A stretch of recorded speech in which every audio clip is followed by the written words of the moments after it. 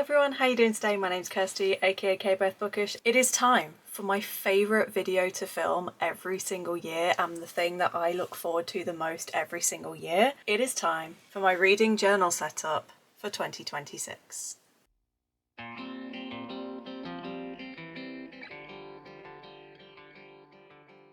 It's kind of become a tradition now that every year I pick a candle that I made myself. Unfortunately, my shop is currently closed, but it will be back at some point in 2026. The scent I've chosen for this year is Oogie Boogie, which is like a chocolate orange and pine, and it smells amazing.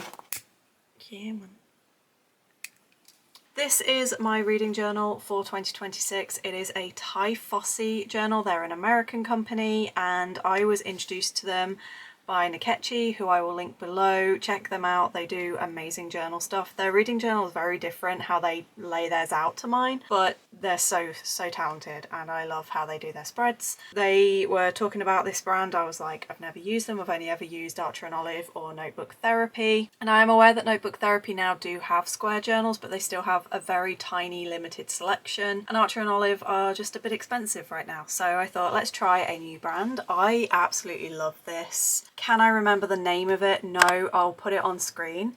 But I got it in this gorgeous rich forest green colour with these gold and red accents. And we've just got this stunning detailing on the spine, and even on the back we have some embossing. I apologise for the shadows of my camera. We have embossing, and it's so pretty, and just simple gold edging, but we don't really need much on the edges, they get distorted anyway. And something that Archer and Olive does not do, a pen loop, which is amazing. And we have 2 tabs, which is awesome. First thoughts and upon using this currently, absolutely loving it, and I think I've got a new favourite brand. But you're not here for that. You want the goodies, don't you? You want the good stuff. You want the guts and the glory. So let's go through. The first few years I did a reading journal, I did a black and gold kind of theme, and I will be doing a video soon doing 5 years of reading journals and taking you through. Last year I changed it and I did a green witch theme. This year I started off with that same theme. I was thinking a green forest witch. It kind of became a bit more cottagecore. It's still got elements of that witchiness in there, but it does have cottagecore mostly. But our opening page and our cover page, ignore the glare of my light, but you can see here I have this is my starting page, my cover page. The background was actually wrapping paper from Christmas presents I got, I think 2 years ago from my parents, and I've been saving it for so long. The main card, because every year I like to do a print or something to start the journal with. This was an order that I got from, I can't actually remember who it was that I got it from, but it was an Etsy order that I did, and this was like a little print freebie that came with everything. I don't always remember where my stickers and things come from, but if I do remember, and if they are someone that I recommend, I will put it on the screen, put it in the description, and you'll get it there. But yeah, I like this theme. It gives the kind of midnight wildlife woodland theme.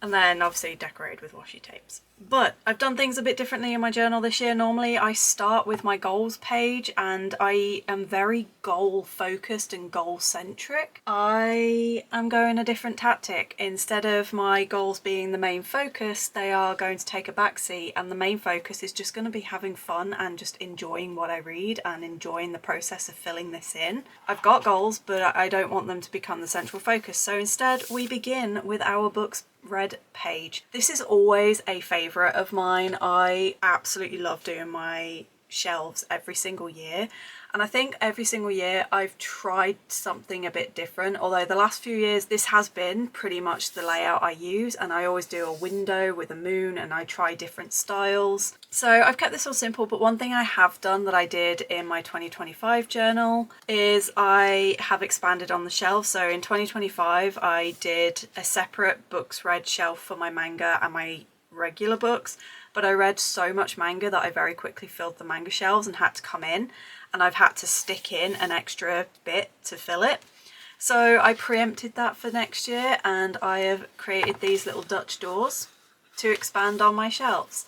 So we have a little library, and obviously I think like my favourites will probably end up on the front, and then the ones that I like the least will probably end up hidden. But I've done like a little ladder and the shelves, and then I've just used these stickers to fill in little gaps on the shelves just to add a little bit of decor but without going over the top. And I do love creating my little chairs that for some reason always look like frogs, and this one didn't quite look like a frog. It looked a tiny bit like something else when I first started drawing it, but it still looks a little bit froggy like, and it's so cute. And I love all these little colours with like the browns and the reds. It just feels really warm and cozy, and I can't wait to see how they fill in. As always, I have got a key. I don't include 1 star. I've never given a book a 1 star, because if I'm going to give a book 1 star because I'm disliking it that much, I DNF. I'm happy to just go 2, 3, 4, 5. That's why, if you're wondering, the one's missing. It is a deliberate choice, it's not accidental. So those are my books red shelves. Moving on, we have my yearly target. In 2025, I set myself a little bit too high a goal. I went 75 manga, 75 books. And as of end of November, I have only just reached the halfway point on the novels, while the manga I am 2 away from 100.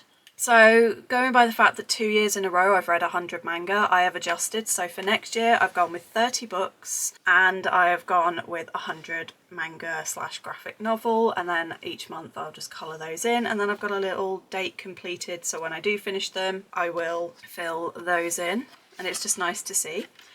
Then we have my 5-star Hall of Fame. I always like to acknowledge the books that just stood out for me, that I loved and that I think need a little bit of a showcase, so I always do a little 5-star showcase. Do I usually give myself far too many boxes? Yes, but that is because in previous years I've done far too few. So I always like to have too many boxes, and then any left over at the end of the year I will just colour in, except this one. This one will get covered first because you can see I did a boo-boo, and yeah, I have adjusted. I sorted it, I fixed it. So we have the 5-star Hall of Fame, and again, a lot of these spreads, they're not as kind of busy as I would have traditionally done, but I actually really love how clean they look, and it puts most of the focus on the stuff that I will fill it with rather than on the decor. So I'm really liking this clean, cozy cottagecore. That's a lot of Cs. I really like alliteration, I have discovered. We then have our Book of the Year bracket. This is one that I do every single year. Some people, when they do this every month, they will fill it in as they go. I am not one of those people. I actually like to get to the end of the year and then go to this spread with it completely empty, and then do a full yearly reflection as I pick my book of the year. I also don't go in month order. I roll a dice and just whatever, between 1 and 12, whatever it comes up, and I just pair random months together again to make it a little more fun. And also, if I'm doing it in month order, I know that through the year I'm going to be making those comparisons, so I do them more randomized and make it a little bit more fun for myself, but it also makes it far more painful for myself when I get stuck on which ones to choose.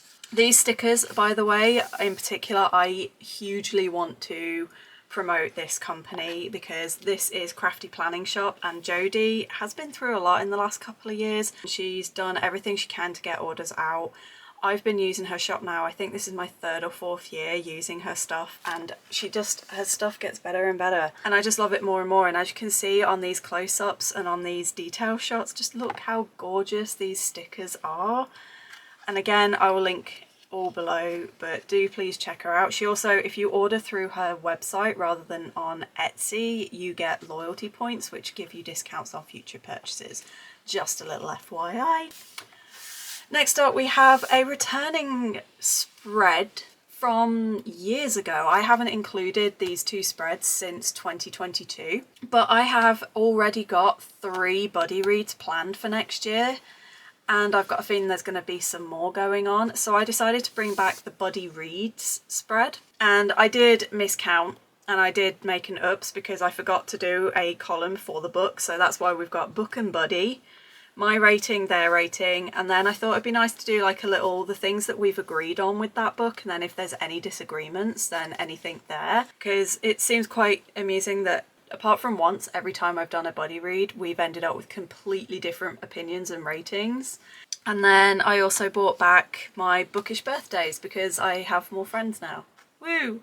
But it's also just a nice way to see. So I've got the usual suspects. We've got Jonah, Lee and James, who selfishly stole my birthday month, so I'm not the special one anymore in January. And then I've also got some long-standing friends like Shah and Charlotte. You've got Aoife, and then there's Gavin, who, even though we're not like in-person friends or anything, because I'm one of his patrons, it's nice to have him in to acknowledge him on his birthday. If you are my bookish buddy or want to be my bookish buddy and your name is not in here yet, please yell at me and I will add you. This is actually one of my favourite spreads, even though it is one of the simplest and cleanest of the spreads, and that is my indie reads and my most anticipated. I have in previous years done a double page spread for each of these, and then I've either not filled them in or I've barely read any of the things. So this year I am doing them as their own pages.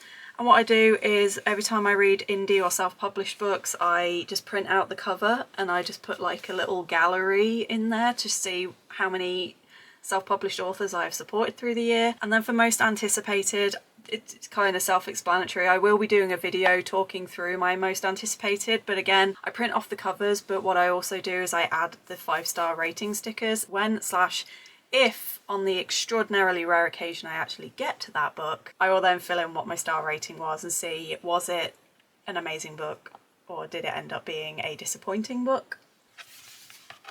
Then we have a page that is usually one of my favourites and usually is my favourite spread, and this year is no exception, and yet I never end up filling it in, but it is my quote page. I just have these random boxes from various like sticker packs or things that I've ordered. And so yeah, if I see a quote in a book that I really like, I fill it in and then I have a collection of quotes. Do I ever actually do this though? No. Do I need to be better at it? Absolutely. Will I improve next year? Probably not, but we're gonna try. This is a shelf that I absolutely need to prioritise next year. These are my ARC shelves. I'm on NetGalley and I am an addict because I collect ARCs and never read them, and I feel ashamed because I do have books from 2020 and that needs to change. I have written down all of the ones that I have outstanding. I have deliberately left space for any that I'm inevitably going to end up with next year. I did originally plan on doing them in date order, but then I thought I can do them randomly, and then I may do a small series through the year next year where I roll dice or something to pick these and try and get through them. But ultimately, by the end of next year, I want at least half of these to be filled in because it is about damn time that I get to these goddamn books. I've tried to not do too much in the way of sort of stats and stuff because I get bored. I don't actually enjoy filling them in, but one thing I have always loved is to fill in my little stats overview page. And again, this specific format I've not used in quite some time. I've used sort of a one-page little overview thing for the last 2 or 3 years, but I was going through some of my old reading journals recently and I saw this and I was like, oh, I forgot how much I actually loved that layout and the squares and the boxes. What I do is I link my stats to my goals. Each month I've got for once I've written down the yearly goals so I can keep track. You've got the months and then it's like you've got 8 of my goals for the year. I find that doing this page helps me to keep track of things without necessarily having to go back and count every single time. But that leads straight on to the actual goals page, which again, every year is one of my favourites. And this year, again, is no exception. I love the layering on this. I always love to just rip out some paper and use that as my writing and have these rough edges. But look at the detail on this. All of these little stickers around the edge, not this one, that's a different thing altogether. But these ones came from 2 books that I own. I own a Boho Dreams and I also own these Cottagecore books. It's like, I can't remember the name of the company, Peter Pauper Press. They do quite a few of these books. There's like a Cottagecore one, there's a one that's more gothic, there's a bohemian one, there's like a fairy one. They do all sorts of different ones. So I love these stickers and I use them for pretty much everything. So I definitely recommend those. And that's what I've done to just decorate the edge. But my actual goals, I will be doing a separate video towards the end of the month where I'll be talking through these in way more detail. But if you're interested in any more detail on any of them or why I've chosen them in particular, then do check that one out. That one will be between Christmas and New Year.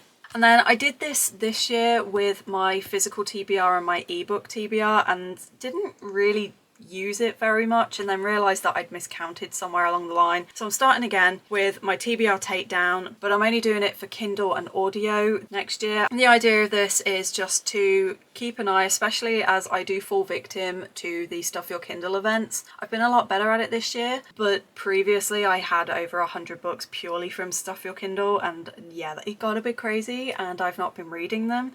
So yeah, I'm just trying to be better. And the idea of this is every month I track how many ebooks I've read, how many I've bought, unhauled, and then hopefully by the end of the year I will have less books than I started with, and I will be clearing some of my Kindle. And I'm also doing this for my audiobooks because not only do I need more of a motivator to actually use my audiobooks, I love audiobooks. I know they really help me when I'm slumpy, and I know that they're a great thing for me, yet I just don't do them unless I actively force myself to. So again, I am going to be, I've only written a few down for now. I do have a few more than this, but I'm going to write down all of the books in my Audible library, and if I buy any audiobooks over the year, I'll add those in. And again, I will do the same here to try and get my audiobook list down, especially like my Audible, because I no longer have a subscription and I won't again. So I want to try and clear as many of the books off that as I can so that I can focus on just borrowing from like Libby and stuff. And then we're on to my favourite and least favourite spreads. We have the series tracker. These take forever to plan and get together. Usually what I do is I have a priority series, and then I'll have like a table separately where I have the leftover series that are kind of just ones that if I get to, great. But the problem that I have is I end up just never filling it, and it tends to pull me down. So what I've done this year, I had two categories.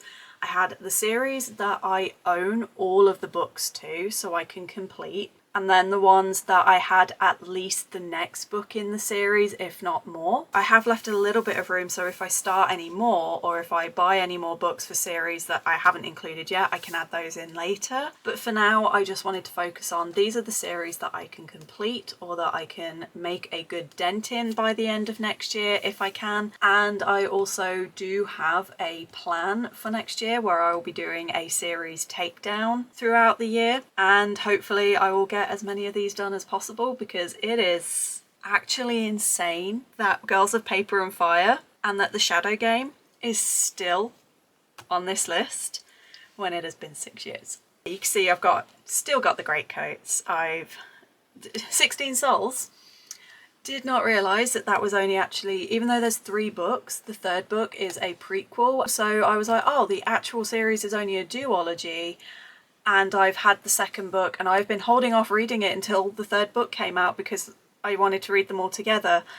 And it turns out I could have read the second book this whole time. I was so annoyed when I found that out. So that is going to be quite a big priority early on. Changeling, there are not 3 books in this series. There are 20 something books in this series now, but I haven't kept up to date the last couple of years, and so I have just put down the 3. So I've got last year's, this year's, and then the one that will come out next year. I've just written down the 3 that I need to catch up rather than draw out 26 boxes and only have 3 empty, because that was just time, effort and wasted space in my eyes. I've also done the same thing with my manga. I recently did a video where I talk about the manga series that I plan to prioritise, so a number of those are on this list, and again it's ones where I've either got a good chance of completing them, or like with My Hero Academia and Blue Exorcist, my uncle owns most of them and he's given me access to his manga library, so I'll be able to get those done. And then there's a few where I own quite a few of them. And then with One Piece, originally for this year I said I wanted to do the first 60 volumes. I then realised how expensive and unfeasible that actually was for me. So I've gone back to the drawing board. I'm also still considering if I even want to continue the series. I own up to volume 19 and the current arc ends at 24, so I will give it until the current arc, and if I'm not desperate to continue, then I'll just DNF the series and move on with my life. And then we come on to the yearly challenges, which I will have another video coming out in the next couple of weeks, going through these again in a lot more detail. But the first one is my buzzword bingo. A couple of years ago I came up with a buzzword bingo, and I did that for 2024 and I carried it through to 2025, but then this year I decided to come up with a new bingo. Some of the prompts are the same as before, some of them are new. The idea is just to read more of the things that I love, but I'm also doing a second bingo board that is of my own creation called the Big Brave Buzzish Word Bingo, where I'm also, as well as prioritizing books that I love and reading the things I know I love, I want to try and find new love. So I've written down ones that either I tend to avoid or just ones where it's like I've read a couple and enjoyed, so I want to read more in those areas to determine whether or not these might become buzzwords for me in the future. A few of these I am looking forward to and I am slightly more optimistic about, and then there's a few where I'm like, yeah, this probably will be the decider that I do not like it. Again, there will be separate videos for each of these bingo boards coming out, so you'll be able to see those in far more detail. And then the final bingo board that I have is my Our Fantasy, which is a yearly challenge that I only actually discovered for the first time last year and I took part in, and I did a few. I didn't quite fill the board, but then this year I've decided I'm going to take part in again. I haven't yet filled in what I've already completed. It runs from April to April, so I like that it's not just January to January. I like that it's one that kicks off mid-year. I know I've done at least 4, if not more. I just haven't checked for a while. So for example, high fashion, the easy mode is to read a book where fashion in some way, shape or form is part of the book and the story.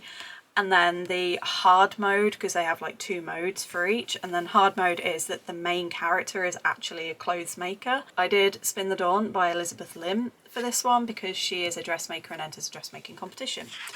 So go me for doing that. And then the plan is I will fill in which books I read for it on this side. Then we have one that I cannot actually show you because it's not yet out. So Beat the Backlist by Austin Decker is one that I have done every year since I started with my very first ever reading journal back in 2021. I have always included Beat the Backlist, which is a challenge that is done every year that has yet another bingo board. Can you tell I'm obsessed? Because I can't. And every year you have a bunch of prompts, and the idea is that you have to fill the prompts only by using books already on your TBR. So you can't use new releases, anything you buy that year you can't use. The idea is just to use books you already owned and to get to those books that maybe you've been neglecting, which, you know, not like is something I ever do. And then to round off the yearly setup and the overall goal, like setups for the year, one that I introduced in 2025 and I have actually really loved is doing a snapshot of BookTube. So I've tried every month. I haven't succeeded every month, but I have tried every month to do a reading vlog and to do a specifically themed vlog. And my reading and my BookTube is going more towards vlog style rather than just sit down talking. And I thought it would be nice to continue that trend on into 2026. Again, all of these stickers are from Crafty Planning Shop, and so please do go support her. And I love this, being able to fill in each month and show a little thumbnail for that video, and I can see through the year the kind of projects and ideas that I've been doing. Let me know in the comments, are there any vlogs that you would love to see me do through the year? Let me know, because it's always cool to get your input.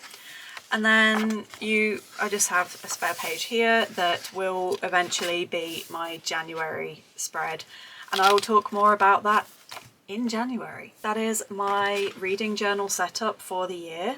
Like I said, I'm moving away from doing more stats and doing stuff that requires loads and loads and loads of effort, and I'm going more onto things like bingo boards and just colouring in squares and doing challenges. That's just more fun for me. It's become more of a visual overview and it's more like a scrapbook of memories than it is a journal now, but I have really loved it, and I love how my journal for this year has turned out.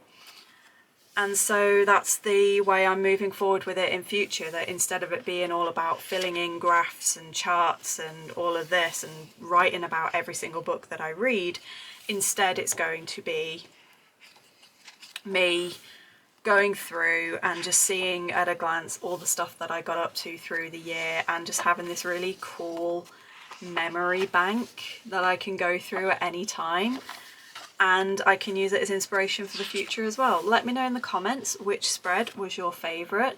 Do you yourself do a reading journal? If so, and if you film it, please do link below. I always love to check out other people's content. In the meantime, thank you so much for watching. I hope you're all good, I hope you're staying safe, and until next time, bye!